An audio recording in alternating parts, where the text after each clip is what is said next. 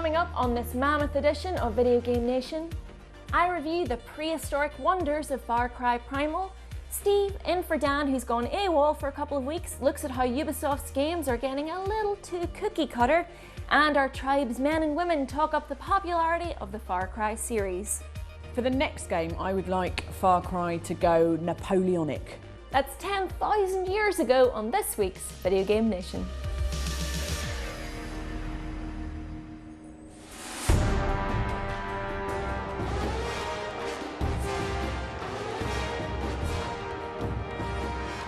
Sticks and stones may break my bones, but, well, actually they're perfect for performing a prehistoric coup de grace on your enemies. We're used to more bombastic weapons in Far Cry games, naturally. This is, after all, the series that showed us what it looks like when you introduce a cassowary to a grenade launcher, but if Far Cry Primal teaches us anything, it's that sometimes it's nice to bring things back to basics. And yeah, 10,000 years is quite a ways back, but you can never accuse Ubisoft of doing things by halves. As beardy caveman Takar, who belongs to a tribe known as the Wenja, it's up to you to drive out opposing tribes from your quiet European valley and assure the future of your people. Now that's the gist anyway, but honestly, who's counting when there are animals to hunt and outposts to capture? Far Cry was never the series to turn to when looking for meaningful character development, and that's even less of an issue here, where characters are driven by the sole instinct to survive. But it does know how to create an open world where you feel compelled to explore. That was the case at least, but after visiting Rook Island in Far Cry 3, the neon-tinged unnamed island of Far Cry Blood Dragon, and Far Cry 4's Karat, all within just a couple of years of one another, are we getting a little bit tired of the same mechanics being stretched to fit an increasingly far-flung framework? Now that's not really fair. I mean, I enjoyed Far Cry Primal, but having played and reviewed Far Cry games before, I knew exactly what I was in for before I even loaded the game up. I knew I'd have to collect resources in order to upgrade my weapons, ammo carrying capabilities and various other perks. I knew I'd have to capture outposts in order to unlock fast travel locations. I knew I'd be able to tag enemies and that I'd have the choice to take them out quietly or loudly and aggressively. All these things are indeed in Far Cry Primal, though with tiny tweaks to make them more believably prehistoric.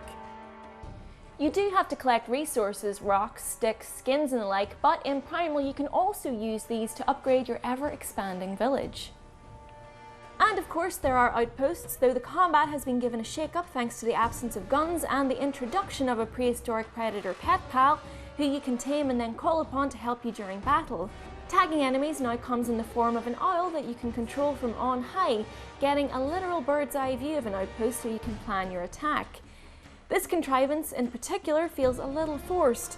It's the most obvious case of Ubisoft having a setting in mind but still wanting to repurpose all of the mechanics from previous games. Overall though, I like Primal's setting, even if I am a little bit gutted at the lack of dinosaurs. It's a bit boring, I thought. I didn't particularly find it that engaging. Like, it's just Far Cry with a different sort of skin on it, and in the subtitles everyone says, "Me am going there," which, I don't know, like, they're going about making this amazing language that they've made up and spent loads of time doing it, but it doesn't translate very well and just sounds like rubbish caveman speak. I think it's a great idea to set the new Far Cry in the Stone Age, because I like the wild animals. I generally, like, if you look, my favourite games are things like Tokyo Jungle, Jambo Safari, Africa, where you had to take the pictures of the hippos. I think we can all agree they are the standout games of the last 10 years. I don't think Ubisoft went back far enough. They should have went with the dinosaurs. Forget about the accuracy, whether there were people back then or whatnot. Like, the Far Cry series has never been accurate. I mean, the last game I was fighting some demons with a silver tiger by my side. It doesn't matter. I don't want to be fighting any more big cats. I want to be fighting T-Rexes. Yeah. T-Rexes, raptors. Could you imagine getting hunted by raptors in the jungles at night time in a Far Cry game? Yeah, that's way better than the woolly mammoth. I really like that Far Cry has taken the route of prehistoric setting, because it's quite unique in terms of video games, you know, and not many games do that. So I think it's really unique, and it's good that they're doing it. Primal's setting quite possibly makes it the most beautiful Far Cry yet, and I actually really like that the crude selection of weapons on offer means that players are actually rewarded more for taking things slowly and quietly. And part of me really quite likes the fact that at this point you know exactly what to expect when you buy a new Far Cry game. But at times it just feels a little cheap. It feels suspiciously like mammoth riding was introduced just so they could reuse assets from Far Cry 4. And in fact, some have already speculated that entire portions of the map layout have been taken directly from 4. Now that's not necessarily a problem in itself, and really you'd only be able to tell that when looking at the map screens of both games, never by exploring the games themselves. The problem occurs when Ubisoft charges full price for what feels like an expandalone title. There are plenty of icons littering Primal's map screen, sure, but it still doesn't really feel like it has the scope of a numbered entry to the series. There are flashes of brilliance, however, and the biggest of these has to be the introduction of your tameable pet. There are loads to choose from, but I'd have to personally recommend the Sabertooth. They're fast, ferocious, and granted you upgrade the right skill tree, you can ride them into battle like He-Man on Battle Cat. I've named mine Imperator Furiosa, just FYI. I love making an animal friend. It's one of my favourite things. I love animals. But in this game, all you sort of do is vaguely move your hands like that, and your hands sort of clip through the animal because it's the same animation for absolutely everything, and you just do that. And now it'll kill people for you. I want to like the animal taming, but then I don't, because they kind of had that anyway in the multiplayer in the last game. It's just an evolution of that. And I was like, yeah, but I've already done that. I've already done that. Give me something new. I do like the animal taming, but I'm a bit disappointed because, like, yeah, it's cool being able to make them provide distractions and attack and stuff, but I'd quite like to tame them to do, like, tricks or, like, you know, imagine if you get a badger to make you a cup of tea. That's actually a personal project I've been working on for several years now. He always forgets to put the sugar in. So it's an odd one, Far Cry Primal. It's beautiful and intriguing and really quite fun, but if you've played a Far Cry game before, don't expect many new surprises. That said, if you do just want more of the same, or if you've never played a Far Cry game before in your life and you just have a penchant for the prehistoric, you're gonna love it. Almost as much as I love my adorable, murderous little sidekick. So Primal is largely more of the same, and it feeds a growing frustration that many of Ubisoft's games are just cookie-cutter reskins of the same tired old formula. Here's Steve to explain more. Hello, I know what you're thinking. Why have they let that uncharismatic Maris Piper host one of the proper bits of the show? Don't worry, I'll be back to the opinions about stuff bit just as soon as Dan Marr's back from crying about how much better I am than him at playing computer games. But for now, they've asked me to fill in because I was the most centrally placed genetically between a tiny Irish woman and a kinky Aussie vampire. But I'm not here just to talk about how pale those two are. I'm also here to talk about Ubisoft. Ubisoft get a lot of abuse, and in fairness, they do deserve some of it. Firstly, whilst annual release schedules aren't intrinsically evil, they aren't great if your games ship without skin on the characters' faces. Secondly, execs who, let's face it, are employed to make a profit, might be worried about the perceived limited market appeal of female protagonists. But to argue you can't have a female lead because it's too much bother to animate their hair is a close second in the dreadful justification awards to Kojima's explanation of Quiet's near nudity in Metal Gear Solid 5. Arguably, the main criticism of Ubisoft, though, is that many of their titles have become cookie-cutter, with Assassin's Creed and Far Cry being two of the most obvious examples. At their worst, these games become soulless imitations of what came before, with copy-and-paste towers, mini-maps, side quests. I am boring myself just listing them. Watch Dogs, for example, is a title so unfun that you literally send text messages to bollards. And things have gotten so out of hand that even games that aren't by Ubisoft are Ubisoft games. Watch Dogs is actually fine. Underwhelming, but inoffensive. Like pretty much everything Paul Simon did after he split up with Garfunkel, apart from Graceland. Graceland's great. Based on everything I've said so far, you might be surprised to discover I actually don't agree with the grief that Ubisoft have got for this genericification, not a word, of their titles, because, spoilers, I actually quite like it. They've spent years developing open-world games with a core narrative and optional side quests, so why wouldn't we want them to use the best practices they discovered for delivering those things on future titles? The answer, I guess, is because gamers end up getting a bit bored with it, and, as a result, Ubisoft have finally relented and given Assassin's Creed a year off. Except they haven't. In the first 2 months of 2016, we had 2 new titles under the franchise's banner, Assassin's Creed Chronicles India and Russia. The latter released with so little fanfare that you can only assume Ubisoft got their 9,000 plus employees to simultaneously suck its announcement back through a lifetime supply of trumpets. For what it's worth, I actually really enjoyed Assassin's Creed Syndicate. As someone who'd walked away from these games several years ago precisely because of that cookie-cutter mentality, I was ready for that sort of experience, and I thought it held up well. Don't get me wrong though, I'm not unilaterally in support of Ubisoft. Things like the release of Unity, where they only allowed reviews to be published 12 hours after the game's launch, are symptomatic of a business that wants your money more than it wants you to enjoy a good product.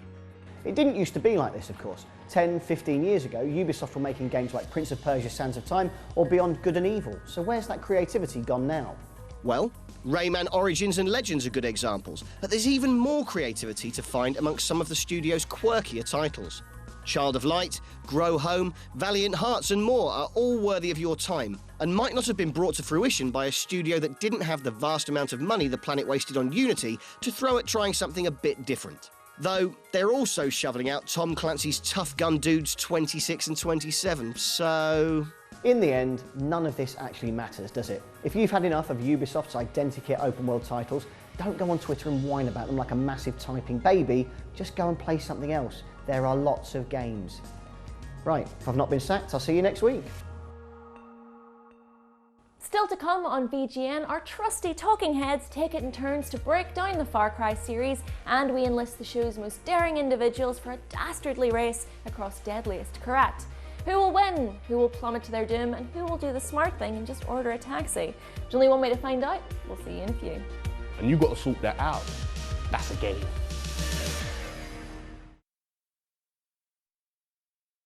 With Sky box sets.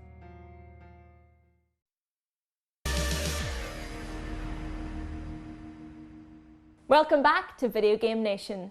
Now, in Far Cry, we've travelled to the archipelago of Micronesia. We've been to Africa and we've got the malaria to prove it. We've been to the gorgeous South Pacific and gotten big into our recreational moss, leaves and lichen. We've braved the highest peaks of the Himalayas while pursued by a guy in amazing shoes, and we've been sucked inside what can only be described as a fever dream that occurs when you watch all of Arnold Schwarzenegger's 80s movies back to back, eat an AK-47, punch a time-travelling robot in the face, and then fall asleep wearing Rambo's bandana. Where can Far Cry possibly go next? I think the best thing about Far Cry is that it's just so impossible to predict. You know, all of the main games have been different. You know, they're not only different places, but they've also had kind of different tones of voice, different just flavors of what they are. And I think it's almost impossible to say that you are a fan of Far Cry because they're so different. But equally, I think it also means it's impossible to say that you're not a fan of Far Cry because you genuinely don't know what they're going to do next. I like the way they set their games always in places that aren't really explored as much in video games. Like, I really appreciate them kind of taking us out of the norm of the city and putting us somewhere that we don't necessarily get to go a lot in games. In terms of like the shooter genre, I'm not sure Far Cry is that unique really, but what I like is it does have these sort of slightly wacky settings and you're never quite sure where it's going to go next, and I like being able to explore these worlds, you know, while killing people. I think Far Cry 2 is, if it's not the best, it's at least the most ambitious. You know, I mean, this was a game where, you know, you had malaria. At the beginning of the game, you catch malaria, that's it. And then for that, the entire game, you have to keep getting pills so you can sort out your malaria. Otherwise, you would pass out and wake up in a church and have to go back out and do the mission again. You could be mid-mission. Don't matter if it's side mission, main mission, anything. You could be doing anything in the game. All of a sudden, you start coughing, then get the tablets out. Yes, that just brought dilemma and you just never knew when it would come. Yes, okay, fine, that wasn't the most fun thing to do, but Far Cry 2 had just this ambition about it that I think is just singular, and I don't think we've seen again from pretty much any game since. My favourite Far Cry game is Far Cry 4, just because I think A, it's stunning, it's such a beautiful game. B, I love riding on the elephants. Standard. And C, I liked the whole kind of dynamic of having the two different leaders and choosing which route you took. I think the new one is my favourite Far Cry game. I'm a big fan of like the whole Stone Age thing and the animals. I think it's great. And I think it's going to kick off a new trend in gaming. I'm not really supposed to say this, but off the record, don't be surprised if the next Grand Theft Auto isn't set in prehistoric Cornwall. I would love to see a Far Cry set in like the Arctic Circle but with more of the survival elements from Far Cry 2. So maybe like having to deal with the cold as like an ongoing thing. Like if you go out at night and it's freezing, you know, you're gonna get hypothermia. Not to mention you've got all this amazing Arctic wildlife, just so much amazing stuff. And I think there's actually quite a lot of room for visual variety, you know, between sort of oceans and forests and then just like plains of snow. Not to mention you could maybe set it at a point in history where like, you know, people going out there looking for oil, maybe like, you know, the first oil rigs that were out there, so you've actually got bases to attack. I feel like, even though it's a little bit similar to Far Cry 4, that's the Far Cry I most want. I would like to see them do like a whole game set in a kind of Scandinavian area. So like beautiful icy rocky mountains and fjords and like riding on dog sleighs and the Northern Lights. For the next game, I would like Far Cry to go Napoleonic, right? Because you've got like all the politics of that time. You've got all these great fights, Battle of Waterloo, and of course you've got hats. They had great hats, and that is what Far Cry needs, is more millinery. I want to see like a mishmash between Far Cry and Jurassic Park. I want it to be like Far Cry, Jurassic Park goes wrong, and then you're that guy trying to take it out. It should be what the Jurassic Park game should have been, and it should be what this Far Cry game should have been. Proper. Modern day, you still got your guns, then you also got some dinos coming at you, and they're very angry as well, because they've been entertaining tourists for a long time, and they don't want to do that no more. So they just revolt, go on strike, start eating people, and you got to sort that out. That's a game. Now for this week's Far Cry inspired challenge, we've headed back to the mountains of Karat, as Primal doesn't feature hang gliders, wingsuits, 4x4s or rhinos, and we'll need all 4 for this week's challenge. Here's John at the starting line with the details. Hello television friends, high def, high five. Let me talk to you about transport. Here on Video Game Nation, we live in the UK, where getting from one place to another is as simple as not doing that at all. The roads are as clogged as a McDonald's enthusiast arteries. There's nothing in the world as dangerous as an unlicensed minicab, and if your train hasn't stopped because there's a leaf on the track, that's probably because it just hit a person. So today we're going to take our minds off that with a race through the much simpler mayhem of Far Cry 4. Our team, most of whom can only drive in video games, must get from Kirat Airport to main character AJ Garley's house by any means necessary. Starting at Kirat Airport, each contestant can either nick a car, go hang gliding or jump off this cliff. Then they've got to contend with militia, animal attacks and good old gravity to reach their final destination, here, the Garley Homestead. Accessible either the easy way by climbing up this sheer cliff or the hard way, a perilous road of sheer drops and certain death. Fastest person back home wins. Go, go, go, go, go, go, go, go, go. Guys, I need your clothes, your boots and your motorcycle. Oops. Right, here we go. Now, there is a hang glider up here. Yes, yes, God's own method of transport, the hang glider.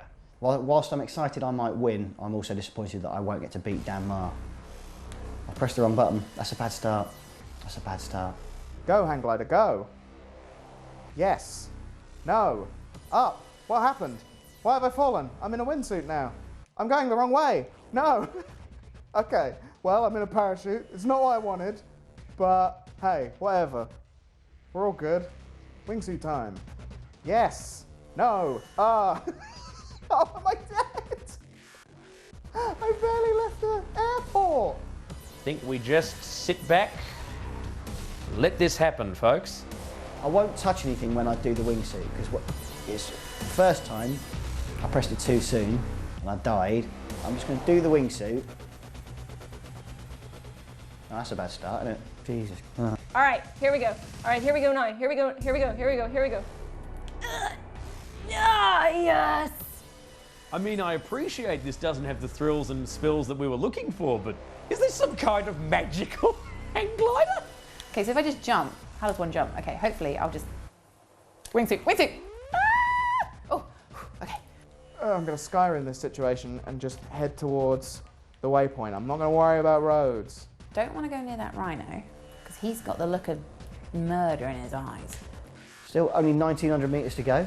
You won't tell me how long they took, but they were there already, weren't they? No, what happened to them? Did they get eaten by a rhino or something?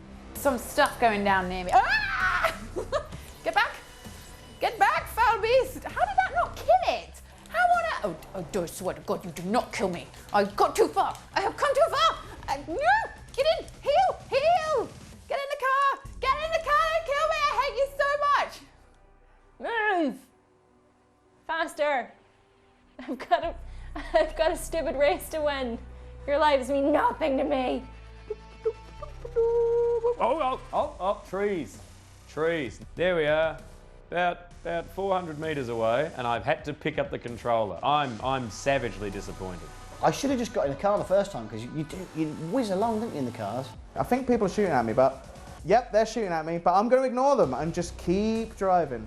Look, come on, lads, I've got a challenge to win here. I can either go up the mountain, or I can try and do the really dangerous driving round it.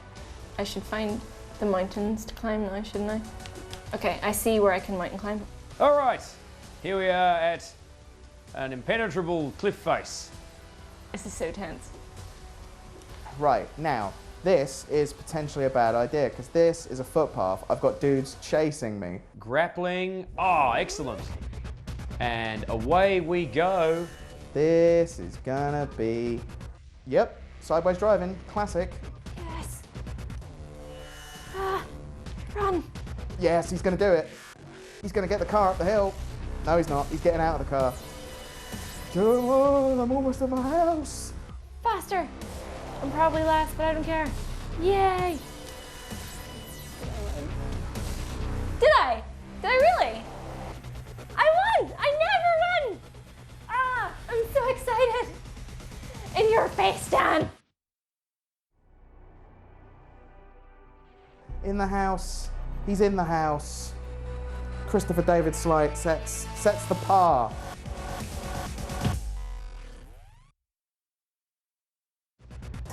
Concentrate. You are one with this car. Don't fall off the edge. Can you take a car up this? I have. 47 metres away. Doing just great. Oh God! Can't help if I could. What lies before me? Get out of the way, pesky fence. Where are the passports? Are they in the drawer? Are they in the drawer? Oh, you fool. Yep, and we're done. You're not going to drive up that, are you? That's gone too well. Right, here we go. So in first place.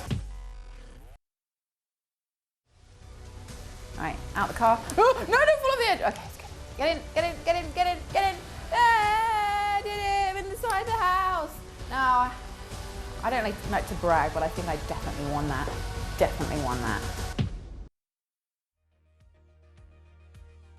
Finally, at last, I win a challenge. But with that, it's time to down stone tools and return to the year 2016, where we're a little less hairy, but I'm not sure we're much the wiser.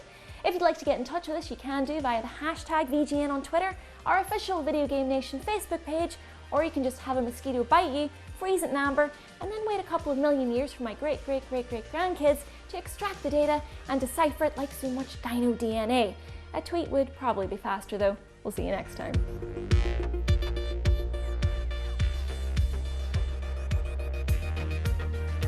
Those fighting machines get themselves all worked up and start biffing each other at 8 tonight on Challenge for a spot of Robot Wars.